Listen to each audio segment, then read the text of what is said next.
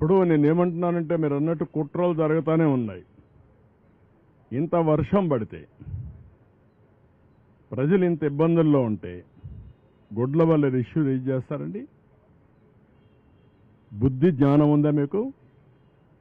రాజకీయం ముసుగులో నేరస్తులు కాకపోతే ఏంటిది అంటే మా అటెన్షన్ డైవర్ట్ చేసి ప్రజలకు ఇబ్బంది పెట్టాలని మీ ఆలోచన. ఇప్పుడు కూడా మీరు అన్నారు ఆ బోర్డ్స్ వచ్చాయి, ఎక్కడి నుంచి వచ్చా కూడా ఇన్వెస్టిగేషన్ చేస్తాం, ఎందుకు వచ్చా కూడా ఇన్వెస్టిగేషన్ చేస్తాం. అందులో కూడా ఎవరైనా ఉంటే మీరు అన్నట్టు ఆ బోట్లు వచ్చినప్పుడు కరెక్ట్గా అది కొట్టుకున్న ప్లేస్ చూశాను నేను.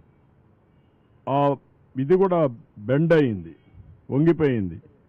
పిల్లర్ కాదు, పిల్లర్ మధ్యలో ఉండే జాయింట్ వెయిట్ అది వెయిట్ అంటారా, అది కంట్రోల్ అన్నమాట.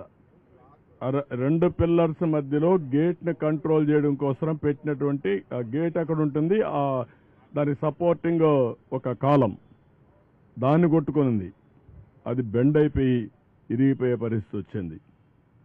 అంటే ఏంటిది? ఎప్పుడు చరిత్రలో జరగల, ఇలాంటివన్నీ జరుగుతున్నాయి. ఇప్పుడు అనుమానం రాని వారికి కూడా అనుమానం వచ్చే పరిస్థితి. ఎందుకు బాబాయిని చంపి నెక్స్ట్ డే నారాసురు రక్త చరిత్ర రాయగలిగిన వాళ్ళు ఇంక అనుమానం ఎందుకు రాదండి? Now I'm forced to suspect. ప్రతి ఒక్క ఈవెంట్ చూడండి, పాయిజన్ హాస్టల్స్లో ఏంటివన్నీ 1-4 సార్లు చెప్తున్నాను. ఇంక అందరిపైన నేను మా వాళ్ళపైన యాక్షన్ తీసుకోండి. ఎందుకంటే ఎక్స్ట్రా కేర్ఫుల్గా ఉండవలసిన బాధ్యత అధికార యంత్రాంగం పైన ఉంది. ఒకటి జరగకుండా చూసుకోవాలి, ఇలాంటి దుర్మార్గుల నుంచి కాపాడుకుంటూ ముందుకు పోవాలి, విజిలెంట్గా ఉండాలి. అది కూడా పెట్టాను. ఇప్పుడు అది కూడా అవేర్నెస్ తీసుకొస్తాం. నేను ఎవరు తప్పు జరిగినా, ఏ క్వార్టర్లో తప్పు జరిగినా బాధ్యత మీదే గుర్తుపెట్టుకోండి. నిన్న మొన్న కొంతమంది ఆఫీసర్లు ఇక్కడికి పంపిస్తే సరిగా పనిచేయకుండా కొంత ఇది చేసే అది కూడా నా నోటీస్కి వచ్చింది.